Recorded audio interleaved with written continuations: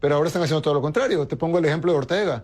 Yo te apuesto que si volviéramos al pasado y escucháramos al Ortega del pasado, que tampoco es un personaje que a mí nunca me gustó en lo personal, pero si escucháramos al Ortega del pasado, que luchaba contra Somoza, te apuesto que hubiera dicho que vivan los estudiantes, vivan los obreros, vivan los campesinos, viva el pueblo, que se levante contra la dictadura, abajo contra la represión, entre más represión más lucha, el pueblo unido jamás será vencido, etcétera. Es decir, eso no debe de cambiar. Yo siempre considero que todas esas cosas correctas. El punto es ahora quién representa al pueblo, quién representa a los campesinos, a los obreros, quién representa a los estudiantes. Nosotros vemos a los estudiantes en Nicaragua, vemos a los campesinos, vemos a los obreros y los vemos marchando en contra del gobierno. ¿Y quiénes son los que están reprimiendo? El gobierno. ¿Cuál es la respuesta que da el pueblo? A más represión, más lucha, el pueblo unido jamás será vencido. Entonces realmente, incluso si nos quisiéramos casar con ideologías obsoletas del pasado, porque yo creo que ya no aplican para el año en el que vivimos, y mucho menos de aquí para adelante, pero incluso si quisiéramos retrotraernos al siglo XX, ellos están totalmente en un cambio de 180 grados con su discurso de juventud.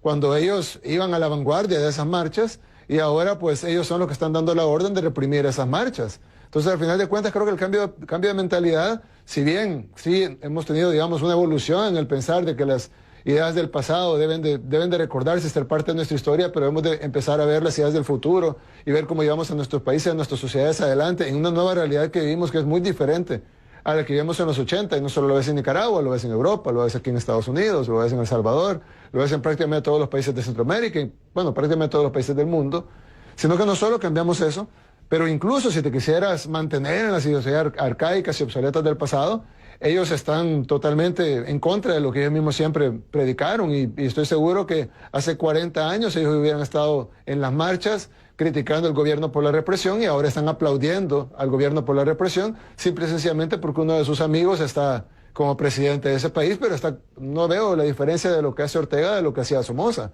Es decir, ambos se jactaban del crecimiento económico que le llevaban al país, ambos se jactaban de sus políticas económicas que habían funcionado, de que había una seguridad más o menos aparente, pero ambos eran represores de su pueblo, ambos están no dejando que la gente se exprese democráticamente, ambos están asesinando a sus poblaciones.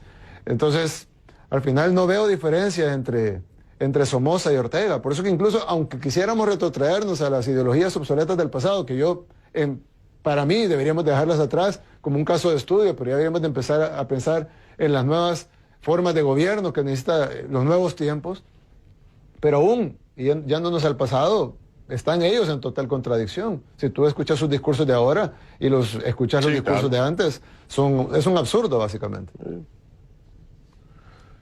Pues resulta muy interesante ya cuando uno lo ve en retrospectiva, porque hay como sustentar lo que está diciendo Nayib Bukele, hay como sustentar los registros.